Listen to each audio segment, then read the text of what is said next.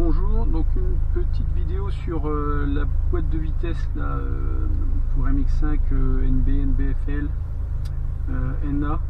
C'est une boîte 6 que je vais mettre en vente. Donc avant de la démonter, pour me montrer qu'elle fonctionne bien, je fais cette petite vidéo. Je précise que voilà, la voiture, je viens de démarrer, j'ai fait 3 km juste pour sortir de chez moi, juste pour que le moteur soit un minimum chaud. Voilà, l'aiguille vient de monter, il fait 6 degrés, on est le 2 février.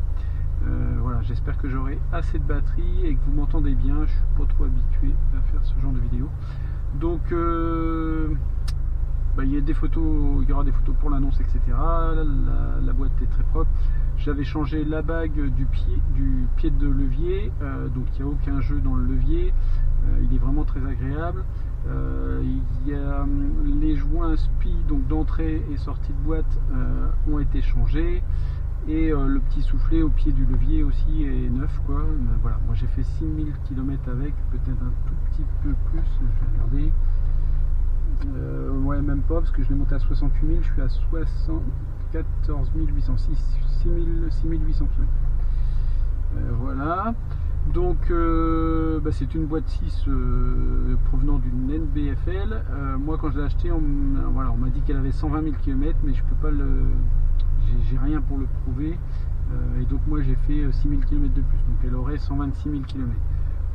Comme toutes les boîtes 6, la marche arrière est des fois pénible à passer, sinon tout le reste fonctionne très bien, mais la marche arrière, voilà, c'est un coup de patte à prendre, et franchement sur ces boîtes là c'est vraiment le point négatif, quoi. Je vais vous montrer tout ça. Voilà, allez, c'est parti. Donc on va commencer par la marche arrière.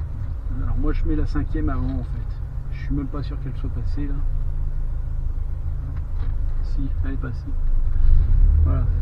Alors la boîte est froide aussi, ça aide pas non plus. Quand c'est chaud c'est quand même plus facile, mais effectivement pour être sûr c'est mieux de jouer un peu avec la boîte avant.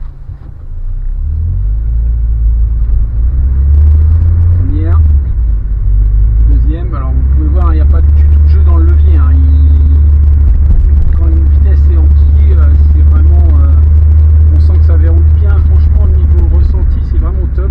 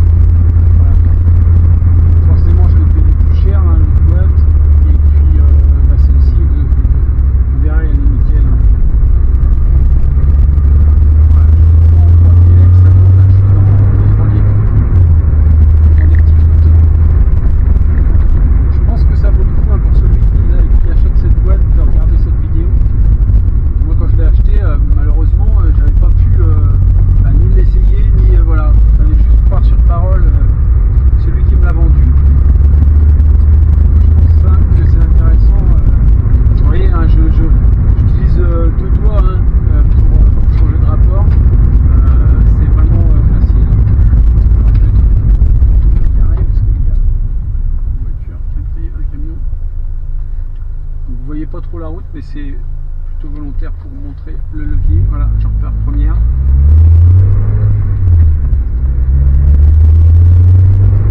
J'essaie de vous montrer le levier, hein. C'est pour ça que je mets dans la main correctement.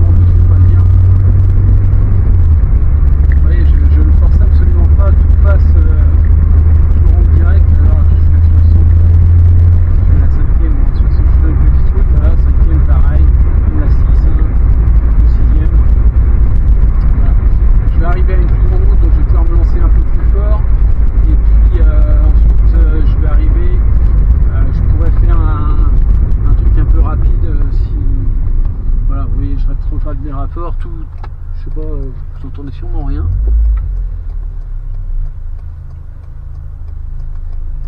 Les voitures, on va attendre.